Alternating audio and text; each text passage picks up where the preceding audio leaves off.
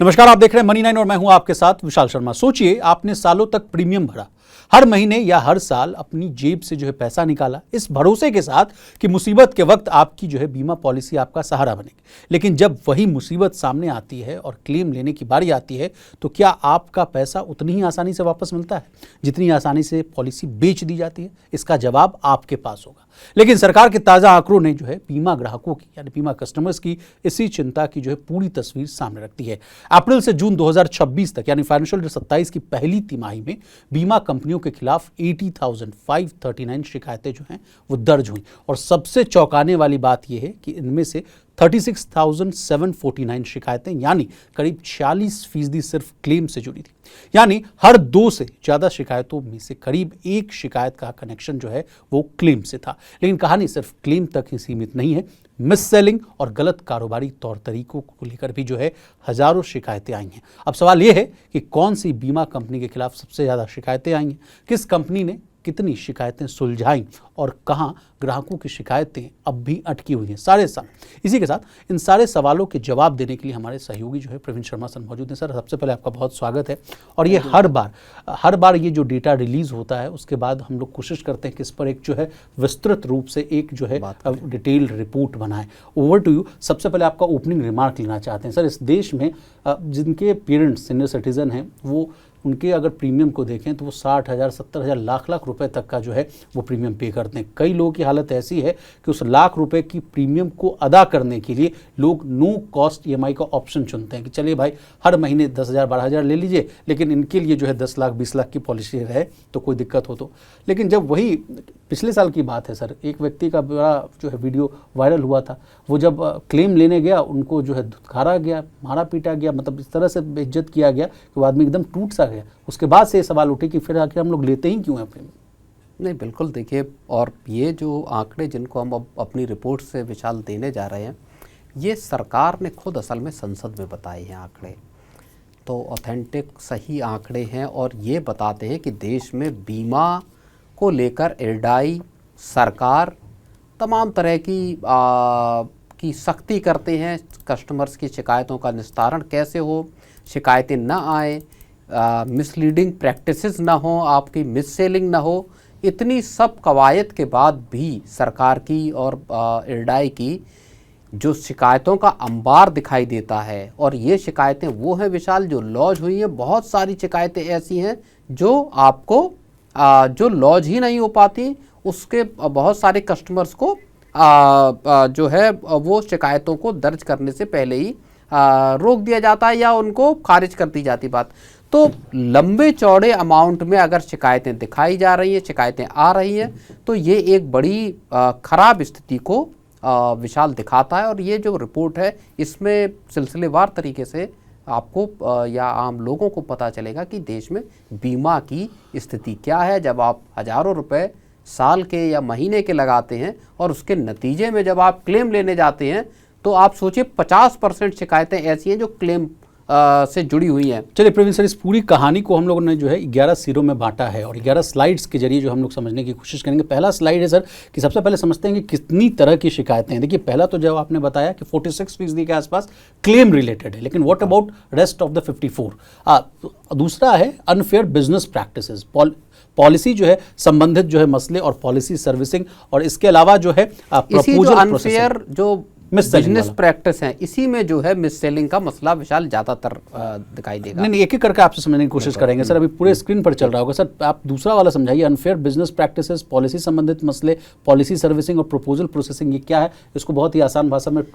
नहीं, देखिए, सबसे पहले तो क्लेम से जुड़े मामले हैं, जो शिकायतों की कैटेगरीज को जो डिवाइड किया गया है, क्लेम से जुड़ा मामला है। दूसरा अनफेयर बिजनेस प्रैक्टिसेस का मतलब है कि आपने गुमराह करके पॉलिसी बेची, किसी और तरीके से आपने लोगों को पॉलिसी लेने पर मजबूर किया, कोई और प्रोडक्ट बेच रहे थे उसके साथ आपने पॉलिसी को क्लब किया जबकि आपको इस चीज की इजाजत नहीं थी। अभी कई दफा बैंकों में ऐसा हम होते हुए देखते हैं सर। 81 बॉन्ड्स वाला मामला, और हाल फिलहाल में भी जो RBI की तरफ से भी जो फटकार मिली, फाइनेंस मिनिस्टर है निर्मला सीतारमण, उन्होंने भी कहा कि जो आपका धंधा है, कोर धंधा, उस पर ध्यान दीजिए। तमाम तरह की चीजें आप क्यों कर रहे हैं? बैंकों को कहा कि आपका नहीं, लेकिन देखिए, सरकार, तब वही मैं कह रहा हूँ, सरकार हो, IRDAI हो, तमाम कोशिश करते हैं। आप होम लोन लेने जाइए, होम लोन आपका सैंक्शन हो गया, जब आप होम लोन को फाइनल करा रहे हैं उस वक्त आप पर जो होम लोन देने वाला मैनेजर है, बैंक का कर्मचारी है, वो आपको कह देगा कि साहब आपको एक बीमा लेना पड़ेगा। अब आपने इतना बड़ा लोन लिया है 30 लाख 40 लाख या 50 लाख का, एक साहब आपको बीमा लेना पड़ेगा, चाहे तो घर का ले लीजिए चाहे पर्सनल ले लीजिए। जिस पॉलिसी की आपको ज़रूरत नहीं है वो पॉलिसी भी आपको बेची जाती है, कुछ भी कुछ बहाना करके। 50-60 हज़ार का प्रीमियम दे दीजिए आप साहब, और कोई भी हेल्थ इंश्योरेंस ले लीजिए, कोई लाइफ इंश्योरेंस ले लीजिए, मनी बैक पॉलिसी ले लीजिए। इस तरह की जो गुमराह करके बेची जाने वाली प्रैक्टिस है उसको अनफेयर बिजनेस प्रैक्टिस में डाला गया है विशाल। चलिए सर, अब दूसरा जो स्लाइड है उसको देख लेते हैं। दूसरा स्लाइड क्या है वो भी हम प्रोड्यूसर साहब से रिक्वेस्ट करेंगे। देखिए, शिकायतों का अंबार है सर। कुल शिकायतें अगर हम लोग देख रहे हैं तो 80,539 के आसपास है, और इसमें से अटेंड कितने हुए? 73,143। अभी भी सर 7,396 जो है वो शिकायत समझिए वो अभी भी पेंडिंग। इनका क्या होगा? अटेंडेड शिकायतों का मतलब विशाल ये समझिए कि ये शिकायतें ऐसी हैं जिस पर बीमा कंपनी ने एक्शन लिया, लेकिन ये क्या निस्तारण है? नहीं, आप कह रहे हैं कि फुल रिड्रेसल इस पर नहीं हुआ? ग्रीवांस नहीं, मैं ये नहीं कह रहा हूं कि फुल रिड्रेसल, इसमें से बहुत सारे मामलों के रिड्रेसल हो गए होंगे, खत्म हो गए होंगे शिकायत। मैं ये कह रहा हूं ये अटेंडेड का मामला है जहां इन शिकायतों पर बातचीत हुई है, इन शिकायतों को हल करने की कोशिश की गई है, लेकिन इनमें से कितनी शिकायतें हल हुई हैं इसका पता नहीं है। पेंडिंग शिकायतें अभी भी ऐसी हैं जिन पर कोई अभी एक्शन नहीं हुआ विशाल। चलिए सर आगे बढ़ते हैं और तीसरा जो स्लाइड है उसको समझने की कोशिश करते हैं। सर, क्लेम लेना जो है मुसीबत हो गया। सबसे ज़्यादा शिकायतें जो क्लेम से जुड़ी हुई उस बात को हम लोगों ने समझ लिया। चलिए आगे बढ़ते हैं। क्लेम वाले पे कुछ ऐड करना चाहेंगे सर? क्लेम से जुड़ी क्लेम का देखिए, किसी भी कोई भी बीमा जो खरीदता है विशाल, उसका ऑब्जेक्टिव क्या होता है? जी। बीमा इसीलिए खरीदा जाता है कि कल को कुछ आपके साथ अनफोर्सिन स्थिति हो जाए, कुछ ऐसी जो अनहोनी हो जाए, उस स्थिति में आपका परिवार सुरक्षित हो जाए पैसों से। और एक बात ये भी होती है सर, जब पॉलिसी बेची जाती है तो आपको समझाया जाता है कि देखिए इसमें क्लेम सेटलमेंट रेशियो देखिए इस कंपनी का बहुत अच्छा है, इसी को लीजिए। और उसके बावजूद अगर 50% शिकायतें सिर्फ और सिर्फ क्लेम के सेटलमेंट से जुड़ी है कि साहब हम मेरा क्लेम था उसको कंपनी पास नहीं कर रही, तो ये एक स्थिति ऐसी बताती कि आपसे पैसा तो लिया जा रहा है, लेकिन जब आपकी ज़रूरत हुई उस क्लेम को लेने के लिए, जब आपने फाइल किया क्लेम, तब आप दफ्तरों के चक्कर काट रहे हैं, एक डॉक्यूमेंट दे रहे हैं तो उसको खारिज कर दे रहे हैं, दूसरा मांग रहे हैं, फिर आपके चक्कर लगना शुरू हो जाता है, आपको कलेक्ट कर करके सामान भेज रहे हैं, लेकिन बीमा कंपनी एक वजह नहीं तो दूसरी वजह से उसको खारिज करने की कोशिश करती है। तो बीमा का क्लेम लेना दरअसल एक एक्सेप्टेंस नहीं है, रिजेक्शन का पार्ट ज़्यादा दिखाई देता है कि किसी भी तरह क्या क्लेम को रिजेक्ट कर देना है। और तभी इतनी 50% यानी 80,000 शिकायतों में, 80,000 से ज़्यादा शिकायतों में 50% जो शिकायतें हैं वो क्लेम की जुड़ी हुई हैं। सर जानते हैं जो पॉलिसी डॉक्यूमेंट होती है वो बड़ा, जानते हैं 40, 50, 90, 100 पेज का होता है, उसमें लोगों को पता भी नहीं चल पाता। इस देश की जनता उतनी नहीं है भाई, एकदम माइन्यूट लिखा हुआ आदमी पढ़े, उसमें बाद में बहुत सारी चीजें तो जो इंश्योरेंस आपको बेचने वाला है वो आपको बताता भी नहीं है कि ये इसमें राइडर हैं, प्री एग्जिस्टिंग डिजीज में ये चीजें हैं। जब आप क्लेम लेने जाइए तो आपको बताया जाए कि अच्छा आपको कैटरेक्ट का ऑपरेशन कराना है सर, इसके लिए तो आपको 2 साल वेट करना पड़ेगा। अरे 2 साल तक 2 लाख रुपए हम भर चुके हैं भाई, उसके बाद हम तीसरा साल भरेंगे तब हमको ये क्लेम मिलेगा। तो इस तरह की चीजें हैं जो समझ में नहीं आती। चलिए आगे बढ़ते हैं सर, आगे वाले स्लाइड्स को समझते हैं। सर अगला है कि क्लेम लेना जो है वो मुसीबत है। शिकायतें जो हैं देखिए 36,749 के आसपास हैं, इसका भी अटेंडेंट जो है 32,535 के आसपास है, यहाँ भी जो है 4,214 पेंडिंग है। इस पर कुछ ऐड करेंगे सर आप? नहीं, बिल्कुल देखिए ये वही चीज़ें जो बता रहे हैं जो आपकी ओवरऑल। ठीक है, आगे वाले स्लाइड पे चलते हैं। मिस सेलिंग की जो आफत है सर, अनफेयर बिजनेस प्रैक्टिसेस में कहा जा रहा है कि 8503 जो है शिकायतें आई हैं, इसमें से अटेंड हुए हैं सिर्फ 7826, मतलब वही मिस सेलिंग वाला मामला है सर। बिल्कुल, जो जहाँ ज़्यादातर जो शिकायतें हैं इसमें वो मिस सेलिंग से जुड़ी हुई हैं, जहाँ इस तरह गुमराह करके बेची गई, और उनमें से कई शिकायतें अभी भी ऐसी हैं जिनको हल नहीं किया गया विशाल। चलिए आगे बढ़ता हूं सर।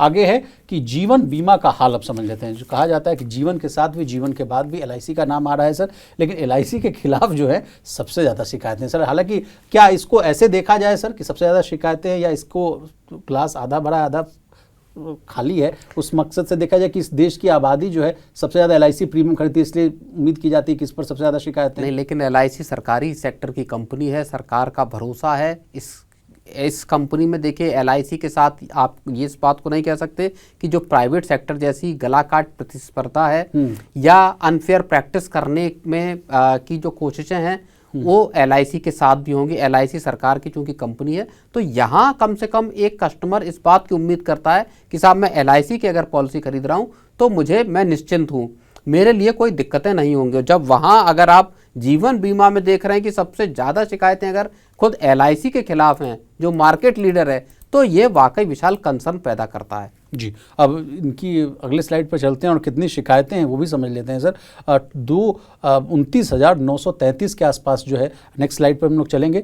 शिकायतें वो हैं सर, LIC के खिलाफ शिकायतें 11,489 के आसपास LIC ने अटेंड की है, 10,589, और यहाँ भी जो है पेंडिंग 902 है। अब ये आंकड़े जो है अप्रैल जून 2026 के आसपास हैं, और जैसा कि आपने कहा कि सोर्स हम लोगों ने राज्यसभा जो है वहाँ से लिया है। तो सर 1/3 शिकायतें जो है, अगर 30,000 शिकायतें अगर आप मोटे तौर पर मान लीजिए जीवन बीमा कंपनियों के खिलाफ हैं, तो उसकी 1/3 शिकायतें अकेले LIC के खिलाफ हैं। तो ये वाकई, और इसमें से 10,000 शिकायतें लगभग LIC ने अपनी अटेंड की हैं। जी, आगे बढ़ते हैं सर। और हेल्थ इंश्योरेंस जो है वो आफत वाली बात जो हम लोग समझ रहे हैं, उसकी शिकायतों का आंकड़ा हम लोग समझते हैं। नॉन लाइफ इंश्योरेंस की बात की जाए तो 42,692 के आसपास है, और हेल्थ इंश्योरेंस 18,649 के आसपास है। ये सर हमारे व्यूअर्स को समझा दीजिए कि नॉन लाइफ इंश्योरेंस और हेल्थ इंश्योरेंस में ये वाला मामला क्या है। नहीं, देखिए, जनरल इंश्योरेंस और लाइफ इंश्योरेंस दो तरीके की आप बीमा को डिवाइड कर सकते हैं।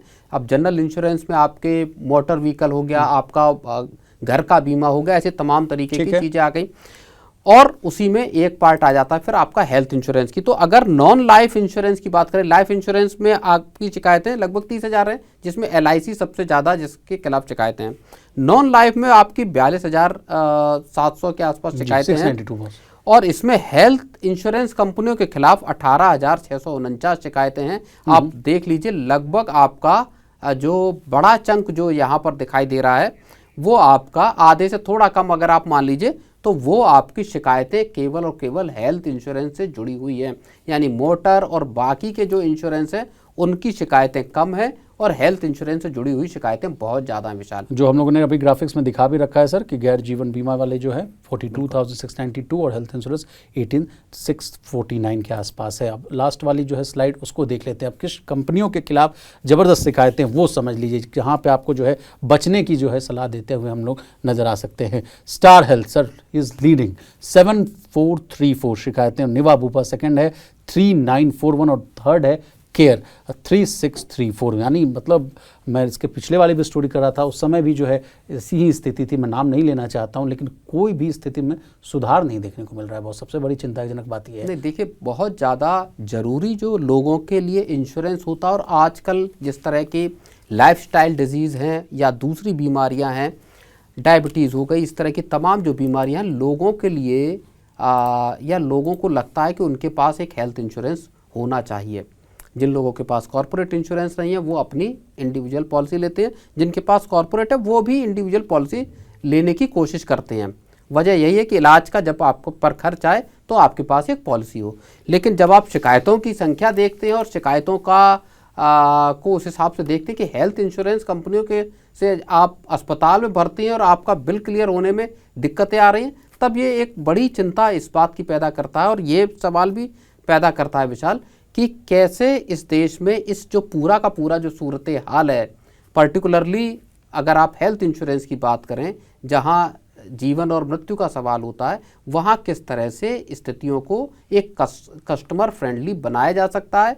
और दूसरी चीज़, क्या जो हेल्थ इंश्योरेंस कंपनियां हैं उनको उत्तरदायी ठहराया जा सकता है, उन पर किस तरह की जवाबदेही तय की जा सकती है। सर, हेल्थ इंश्योरेंस को लेकर मैंने भी कई आर्टिकल्स पढ़े थे और मैंने भी रिसर्च किया था, तो मैं पाया कि तमाम कंपनियां कहती हैं कि इस देश की जो आबादी 150 करोड़ के आसपास है, अभी एम्पल अपॉर्चुनिटी है, क्योंकि इस देश का जो है बहुत लेस देन एक मतलब 10% से भी कम समझिए कि लोगों के पास जो हेल्थ इंश्योरेंस है। भैया, जब आप लेस देन 10% लोगों के पास हेल्थ इंश्योरेंस है, उसको तो आप जो है सर्विसेज दे नहीं पा रहे हो, कस्टमर के जो है ग्रीवांस रिड्रेसल उसको दुरुस्त आप कर नहीं पा रहे हो, और कैसे उम्मीद कर रहे हो कि 50%, 60%, 70% इस देश की आबादी जो है हेल्थ इंश्योरेंस के जो है गार्ड में आएगी? बिल्कुल नहीं, सही बात है आपकी। जो अगर आप इंश्योरेंस का ओवरऑल पेनिट्रेशन ही देखेंगे वही बहुत कम है देश में। डेवलप्ड कंट्रीज़ के मुकाबले भारत में इंश्योरेंस का की पहुंच या लोगों के पास बीमा कम है।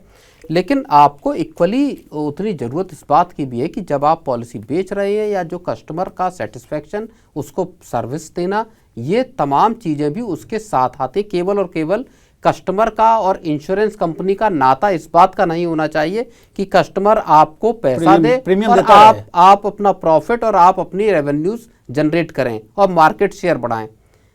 बल्कि बीमा कंपनियों की ज़्यादा बड़ी जिम्मेदारी इस बात की हो जाती है कि जब किसी व्यक्ति के बेहद महत्वपूर्ण जो क्षण होते हैं, समय होता है, वहाँ पर आपकी ज़रूरत होती है और उस वक्त आप एक सेंसिटिव तरीके से उसके साथ व्यवहार करें। विशाल, चलिए देखते हैं सर कि इस आंकड़ों में कब सुधार देखने को मिले और कब इन सुधार को देखते हुए देश की जो आबादी है वो प्रेरित हो कि नहीं भाई अब हमको भी जो है, देखिए बड़ा अच्छा है, इन कंपनियों का अच्छा प्रदर्शन है, अब हम भी जो है हेल्थ इंश्योरेंस ले लेते हैं, ताकि जो बड़ा टेंशन जो होता है, मेडिकल जो खर्च है इस देश का सर, वो भी लगातार बढ़ता जा रहा है। जिस तरह से आपने कहा कि ये देश जो है धीरे धीरे डायबिटिक कैपिटल होता जा रहा है, नॉन कार्डियोवैस्कुलर डिजीजेज वो बढ़ रहे हैं, कार्डियोवैस्कुलर डिजीज यानी हार्ट से रिलेटेड जितनी बीमारियाँ वो बढ़ती हुई जा रही हैं। और हवा तो आपको पता ही है सर, हवा की गुणवत्ता, एयर क्वालिटी इंडेक्स तो आप यकीन है, बस ठंड की शुरुआत होने वाली है, तमाम जितने भी पैरामीटर्स हैं वो 999 के आसपास आते हुए आपको दिखेंगे AQI। तो समझ जाइए, संभल जाइए। और देखिए एक और रिक्वेस्ट मैं करना चाहूँगा सर कि अगर हेल्थ इंश्योरेंस खरीदते हैं या कोई भी आप इंश्योरेंस खरीदते हैं